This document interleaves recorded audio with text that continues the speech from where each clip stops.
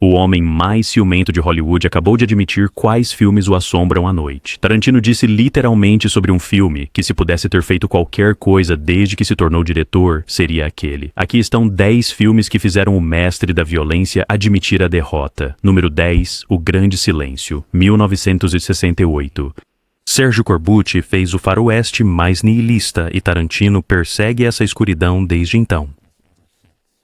Ambientado na Utah congelada, o filme segue um pistoleiro mudo chamado Silence, que protege colonos pobres de caçadores de recompensas. Em vez de desertos empoeirados, você encontra neve ofuscante e corpos congelando antes de atingirem o chão. Tudo culmina num confronto que todos esperam que o herói vença. Ele não faz nada. Os vilões assassinam a todos e partem rindo, gargalhando, e o filme simplesmente acaba.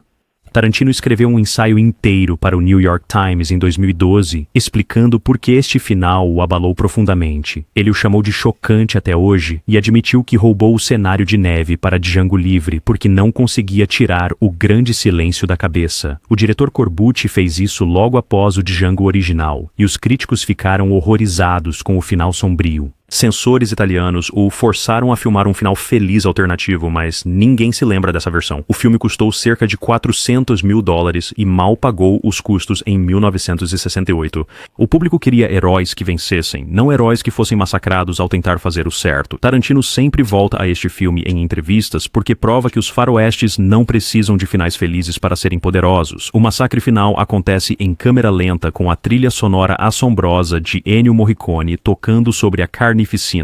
Jean-Louis Trintignant interpreta Silence sem diálogo, apenas olhares frios e saques rápidos. Quando Os Oito Odiados saiu, todos notaram que Tarantino finalmente conseguiu seu faroeste na neve com muitos mortos, mas ele admitiu que O Grande Silêncio o fez melhor porque Corbucci teve a coragem de deixar o mal puro triunfar sem remorso.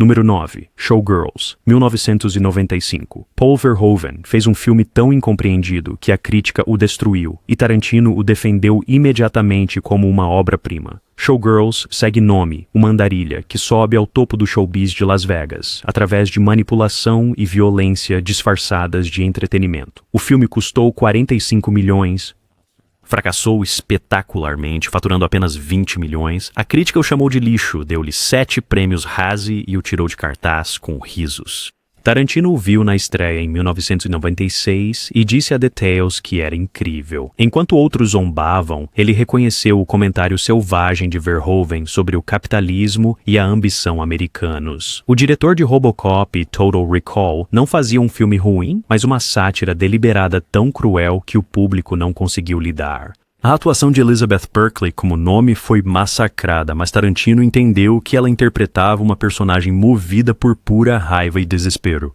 Cada cena em que ela tem um ataque de raiva ou ataca alguém é Verhoeven mostrando como a indústria do entretenimento recompensa o comportamento sociopático. A infame cena da piscina não é má cinematografia, é uma metáfora de quão oco e mecânico o desejo se torna quando tudo está à venda. O filme recebeu uma classificação NC-17 e a MGM o lançou nos cinemas sem nenhuma promoção. Os críticos competiram para escrever as piores críticas, chamando-o de um dos piores filmes já feitos, mas Tarantino continuou a defendê-lo por décadas, enquanto a conversa cultural lentamente o alcançava. Pelos anos 2010, os críticos começaram a escrever ensaios sobre Showgirls como uma sátira incompreendida. Verhoeven admitiu saber exatamente o que fazia e não se importava que o público não entendesse. O filme é hoje ensinado em escolas de cinema como exemplo de como pode ser sincero e satírico ao mesmo tempo. Tarantino desejou tê-lo feito, pois Showgirls prova que se pode disfarçar visão artística genuína como cinema trash e ver o mundo perceber que foi enganado.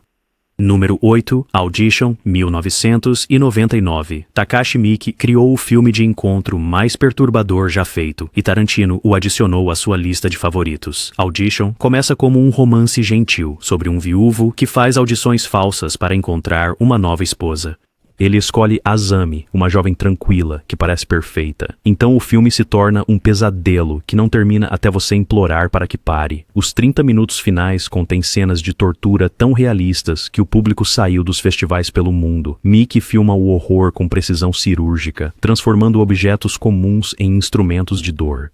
A famosa cena da Serra de Arame deixou Tarantino incomodado, o que já diz muito vindo do cara que fez Cães de Aluguel. Ele chamou Audition de um dos maiores feito porque sua violência é justificada pelo desenvolvimento dos personagens. O filme custou menos de $1 milhão e virou sensação cult com exibições à meia-noite e recomendações sussurradas. Críticos se dividiram entre os que o chamavam de obra-prima feminista e os que o viam como tortura misógina. Miike se recusou a explicar suas intenções, deixando a ambiguidade alimentar debates intermináveis. Eihei Shiina interpreta a Sami com uma intensidade silenciosa que torna sua transformação de vítima em vilã verdadeiramente aterrorizante. Tarantino respeita como Miike passa 1 hora fazendo você se importar com o romance antes de destruir tudo. A tortura não é gratuita porque você entende exatamente por que Azami está fazendo isso. A atuação de Ryo Ishibashi como o viúvo passa de encantadora a patética à medida que sua farsa o alcança. O filme questiona se manipular alguém emocionalmente é pior que a violência física e então se recusa a dar respostas fáceis. Quando Miike veio para a América, Tarantino deu festas em sua homenagem e programou Audition no seu New Beverly Cinema repetidamente. O filme provou que o horror extremo também podia ser profundamente psicológico. Tarantino gostaria de tê-lo dirigido, porque Audition equilibra as sensibilidades de cinema de arte com pura exploração de maneiras que seus próprios filmes tentam, mas nunca conseguem. Número 7. Infielmente Sua, 1948. Preston Sturges criou a comédia mais sombria sobre assassinato já feita e Tarantino a considera uma obra-prima do cinema. Rex Harrison interpreta um maestro que se convence de que sua esposa o está traindo. Durante um concerto, ele fantasia 3 maneiras diferentes de lidar com a situação: assassinato elegante, divórcio digno e perdão magnânimo. Cada fantasia se realiza plenamente enquanto ele rege, acompanhando as batidas emocionais da música. O gênio surge quando o concerto termina e ele tenta executar seu plano de assassinato perfeito na vida real. Tudo dá catastroficamente errado numa sequência de comédia física prolongada que transforma a raiva homicida em farsa. Sturges a dirige como um thriller de Hitchcock cruzado com uma comédia de Chaplin, provando que temas sombrios ficam ainda mais sombrios quando são levados na brincadeira. O filme fracassou em 1948 porque o público não estava pronto para uma comédia sobre assassinar a própria esposa. A Fox, após o fracasso anterior de Sturges, lançou este filme nos cinemas com pouca promoção. Arrecadou cerca de $700 mil contra um orçamento de 2 milhões, encerrando a carreira de Sturges em Hollywood. Os críticos que o viram estavam divididos entre os que reconheceram a genialidade e os que se horrorizaram com o tema. Tarantino descobriu isso nos seus dias de videolocadora e logo entendeu o que Sturges estava fazendo. As sequências de fantasia mostram como o cinema nos permite viver fantasias violentas em segurança, enquanto o final de Pastelão prova que a realidade nunca corresponde ao nosso controle imaginado. A atuação de Rex Harrison alterna perfeitamente entre sofisticação elegante e desespero desajeitado. Linda Darnell interpreta a esposa com uma inocência consciente, nunca sabendo se deveria ficar assustada ou divertida com o comportamento do marido.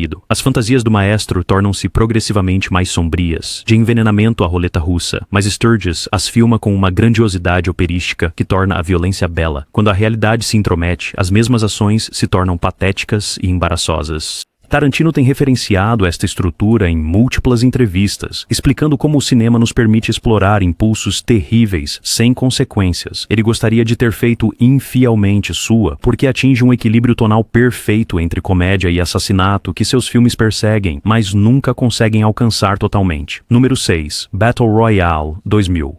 Kinji Fukasaku fez o filme que Tarantino chamou de o único que ele gostaria de ter feito desde que começou a dirigir. Battle Royale pega uma turma de estudantes japoneses do ensino médio, joga-os numa ilha e os força a se assassinarem até que apenas um sobreviva.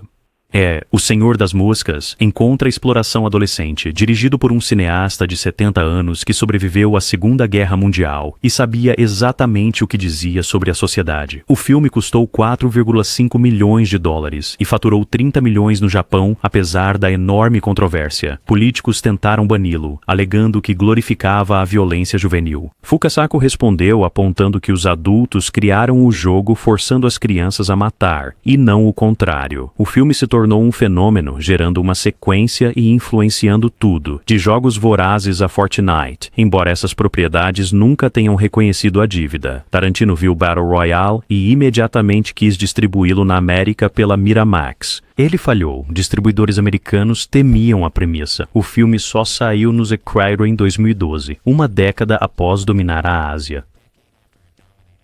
Ele escalou Chiaki Kuriyama para Kill Bill, especificamente porque ela interpretou uma das assassinas mais memoráveis de Battle Royale. O gênio é como Fukasaku faz você se importar com dezenas de personagens antes de assassinar a maioria deles. Cada morte tem peso porque você viu esses jovens brincando e lidando com problemas normais de adolescentes. Então o jogo começa, e Fukasaku filma a violência com um realismo documental que faz cada morte parecer permanente. Bichi Takeshi interpreta o professor que comanda o jogo com prazer sádico, transformando educação em execução. O comentário do filme sobre como a sociedade trata a juventude como descartável atingiu mais forte na economia recessiva do Japão. Fukasaku viu colegas morrerem durante bombardeios americanos na infância e esse trauma alimenta cada quadro. O filme argumenta que forçar crianças a competir pela sobrevivência não é metafórico, é o que o capitalismo faz todos os dias. Tarantino respeita como Battle Royale nunca se desculpa pela sua violência nem justifica sua premissa. Ele te joga no inferno e te faz ver crianças navegando escolhas morais impossíveis. O final do filme nega redenção, mostrando que mesmo o vencedor perde tudo. Tarantino queria ter dirigido, pois Battle Royale combina tudo o que ele ama: violência extrema, complexidade moral e genuína devastação emocional. Número 5. Tubarão, 1975. Steven Spielberg acidentalmente inventou o blockbuster de verão e Tarantino tem tido ciúmes desde então. Tubarão é o filme que mudou a economia de Hollywood para sempre, provando que lançamentos amplos e marketing massivo transformariam filmes em eventos. A história é simples. Tubarão come pessoas. 3 homens caçam o tubarão, ele quase vence, mas Spielberg o dirigiu com tal precisão que cada quadro cria uma tensão insuportável. O filme custou 9 milhões de dólares após enormes problemas de produção e estouros de orçamento. O tubarão mecânico mal funcionava, forçando Spielberg a sugerir a presença do tubarão sem mostrá-lo. Essa limitação criou uma das maiores lições do cinema. O que você não vê é mais assustador do que o que você vê. Jaws arrecadou 470 milhões de dólares mundialmente, tornando-se o filme de maior bilheteria da história até Star Wars, 2 anos depois. Tarantino inclui Tubarão em sua lista de favoritos de todos os tempos porque é um filme perfeito. Nenhuma cena desperdiçada, nenhuma atuação ruim, nenhum único quadro que não sirva à história. Roy Scheider, Robert Shaw e Richard Dreyfuss criam química instantânea como 3 homens que se odeiam, mas precisam um do outro para sobreviver. O discurso de Indianápolis que Shaw faz sobre ataques de tubarão permanece um dos maiores monólogos do cinema. Spielberg tinha 27 anos e estava aterrorizado que destruiria sua carreira com esta produção problemática. Em vez disso, ele provou que um diretor que entende de ritmo e personagem pode transformar até mesmo equipamentos com defeito em arte. O famoso ataque na praia que estabelece o tubarão acontece principalmente através de planos de reação e do icônico tema de 2 notas de John Williams. O público preencheu o horror por si só, tornando-o pior do que Spielberg poderia ter mostrado. A influência do filme é imensurável. Antes de Tubarão, estúdios lançavam filmes devagar e deixavam o boca a boca criar público. Depois de Tubarão, gastaram fortunas em publicidade e abriram por todo o lado ao mesmo tempo. Tarantino disse várias vezes que estuda Tubarão pela estrutura perfeita do seu roteiro. Cada cena ou constrói personagem ou avança a trama, geralmente ambos simultaneamente. O confronto final entrega exatamente o que o público quer. Shaw sendo devorado após sua heróica última resistência, Dreyfuss sobrevivendo com um raciocínio astuto e Scheider explodindo o tubarão com um tiro de rifle num tanque de oxigênio. É absurdo e perfeito. Tarantino gostaria de ter dirigido Tubarão porque Spielberg fez um filme tão impecável, tecnicamente, que ainda é ensinado em escolas de cinema 50 anos depois, como modelo para criar suspense. Número 4. Carrie, 1976.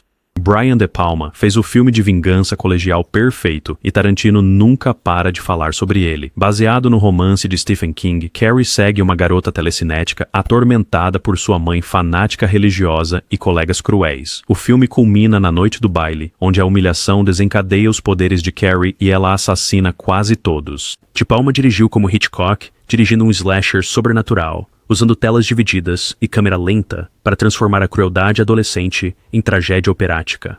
Sissy Spacek interpreta Carrie com uma vulnerabilidade comovente que faz você torcer por ela, mesmo enquanto comete um massacre. Piper Laurie, como sua mãe, entrega uma das atuações mais aterrorizantes do terror, transformando devoção religiosa em tortura psicológica. Custou 1,8 milhões de dólares e rendeu 33 milhões de dólares, provando que o terror inteligente poderia ser financeiramente bem-sucedido e criticamente respeitado. Tarantino chamou De Palma o maior diretor de sua geração e estudou suas técnicas de tela dividida por anos. O Massacre do Baile usa múltiplos ângulos simultaneamente, mostrando reações e violência ao mesmo tempo. A câmera de De Palma desliza pelo caos com precisão balética, tornando a carnificina bela. O rosto de Carrie, coberto de sangue de porco, é uma das imagens mais icônicas do terror. O gênio está em como De Palma nos faz entender por que Carrie surta. 2 horas a vê-la sofrer abusos de todas as direções fazem o massacre parecer justiça, não vilania.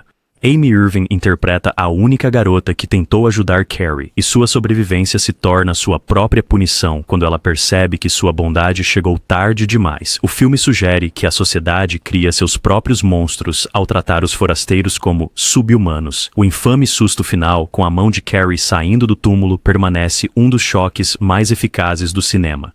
De Palma admitiu que o roubou de Deliverance, mas o executou tão perfeitamente que ninguém se importa. A influência do filme permeia toda a história de vingança sobrenatural, desde A Fúria, Carrie II até Stranger Things.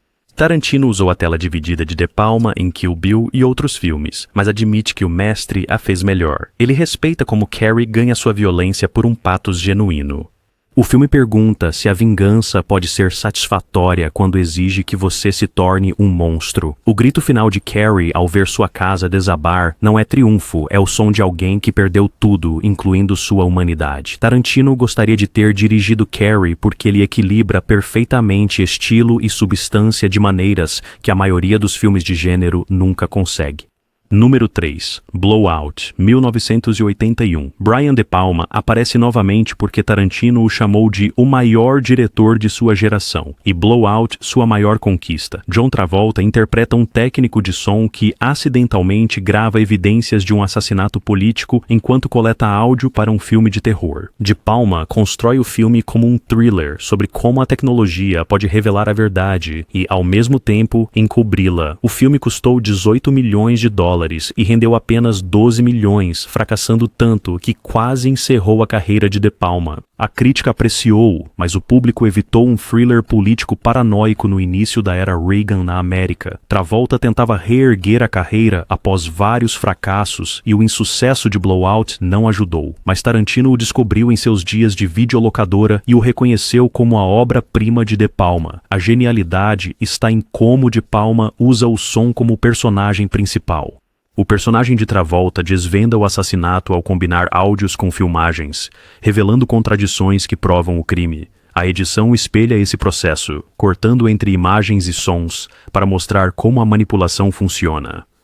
De Palma estudou o filme Zapruder, do assassinato de JFK, obsessivamente, e recria o seu horror através da crescente percepção de Travolta do que ele testemunhou. Nancy Allen interpreta uma testemunha que Travolta recruta para ajudar a expor a verdade. A relação deles desenvolve-se naturalmente enquanto a conspiração se aperta à volta deles. John Lithgow aparece como o assassino, interpretando-o como um profissional metódico que trata o assassinato como trabalho rotineiro. O confronto final acontece durante um desfile do Dia da Liberdade, com fogos de artifício e caos mascarando a violência. O final de De Palma é devastadoramente cínico. Travolta não consegue salvar Allen. A conspiração vence e a única evidência do assassinato acaba sendo enterrada. Pior, Travolta usa o grito de morte de Allen em seu filme de terror, transformando a tragédia em entretenimento exploratório. O filme sugere que a verdade não importa num mundo que prefere mentiras confortáveis a fatos incômodos. Tarantino escolheu Blowout como um de seus 3 filmes de Ilha Deserta e diz que a atuação de Travolta foi a razão para escalá-lo em Pulp Fiction. Ele respeita como De Palma fez um filme sobre a manipulação de imagens e sons para ocultar um assassinato e que o próprio filme manipula imagens e sons para o máximo impacto emocional. Tarantino queria ter dirigido Blowout, pois ele atinge a síntese perfeita de forma e conteúdo, algo que todo cineasta busca, mas poucos conseguem.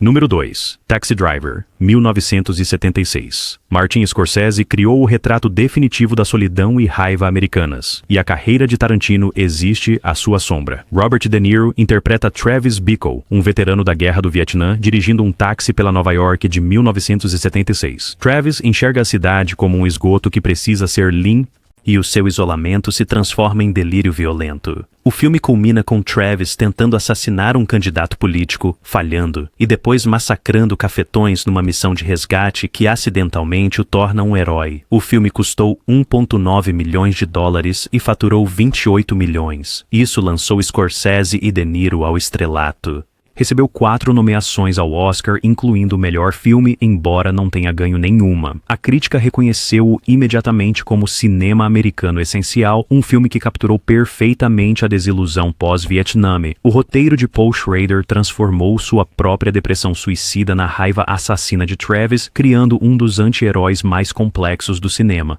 Tarantino disse que Taxi Driver influenciou todos os seus filmes, sobretudo como trata a violência horrível e catártica. O massacre final de Travis é filmado com câmeras de mão, fazendo-te sentir preso na carnificina. A atuação de De Niro nunca te deixa simpatizar totalmente com Travis, mesmo entendendo sua dor. Ele é patético, perigoso e totalmente crível como um homem alienado que decide que a violência é a única língua que vale a pena falar. Jodie Foster, aos 13 anos, interpreta Iris, a criança que o filme negocia como moeda. As cenas dela com De Niro são desconfortáveis porque Travis vê salvá-la como redenção, enquanto o filme mostra que ele é apenas mais um homem tentando controlá-la. Harvey Keitel interpreta seu cafetão com uma maldade casual, transformando exploração em sedução. O filme se recusa a glorificar a missão de resgate de Travis, mesmo com os jornais o elogiando. A direção de Scorsese cria uma Nova York febril, onde vapor sobe dos bueiros e neons vazam pelas janelas. A última trilha sonora de Bernard Herrmann, antes de sua morte, adiciona um peso melancólico à descida de Travis. A famosa cena do espelho, onde Travis pratica dizendo "Você está falando comigo?", foi uma improvisação de De Niro, tornando-se instantaneamente o monólogo mais citado do cinema. O final permanece brilhantemente ambíguo. Travis sobrevive ao massacre e é celebrado como um herói, mas seu último olhar no retrovisor sugere que a raiva não desapareceu. Scorsese se recusa a confirmar se Travis aprendeu algo ou se está apenas esperando para explodir novamente. O filme argumenta que a sociedade americana recompensa a violência errada enquanto pune aqueles que ousam desafiar o poder diretamente. Tarantino gostaria de ter dirigido Taxi Driver porque ele captura perfeitamente a alienação urbana e a transforma em puro cinema. Cada elemento serve à história: cinematografia, edição, trilha sonora, atuação. É o modelo para o anti-herói americano, o filme que provou que protagonistas perturbadores podiam carregar grandes filmes se a cinematografia fosse forte o suficiente. Número 1. O Bom, o Mal e o Feio, 1966.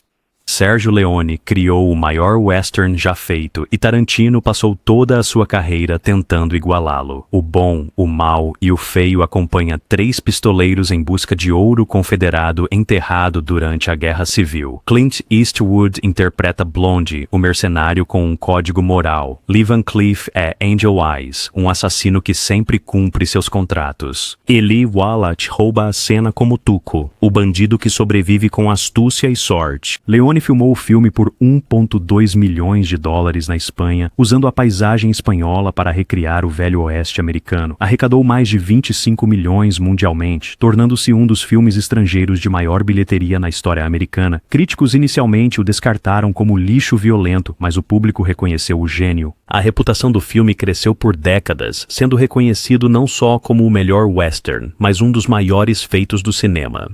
Tarantino considerou Leone o cineasta mais importante para diretores modernos e colocou O Bom, o Mal e o Feio em primeiro lugar na sua lista de favoritos. Ele estudou cada fotograma, analisando como Leone usa composições panorâmicas para criar um espetáculo operístico a partir de elementos simples de faroeste. O duelo triplo final no cemitério é o final mais perfeito do cinema, com a trilha de Morricone construindo tensão com pura música. Leone foi pioneiro em técnicas que cineastas ainda copiam, closes extremos de olhos antes da violência, esticando o tempo até a tensão ser insuportável, usando o silêncio tão poderosamente quanto o som. A sequência de batalha da Guerra Civil, onde centenas morrem lutando por uma ponte sem valor, critica o militarismo americano enquanto entrega ação espetacular. O relacionamento de Tuco com Blonde cria apostas emocionais genuínas num filme que poderia ter sido apenas tiroteios e perseguições. A atuação de Ali Wallach é a arma secreta do filme. Tuco é feio, egoísta e covarde, mas Wallach o transforma no personagem mais humano. Sua O irmão se tornou padre, adicionando profundidade ao que poderia ter sido um vilão de desenho animado. Eastwood mal fala, deixando seus olhos e presença atuarem. Van Cleef interpreta o mal com profissionalismo casual, tratando o assassinato como um negócio rotineiro. A estrutura do filme é brilhante, dedicando 2 horas à jornada do personagem antes de chegar ao cemitério para o confronto final.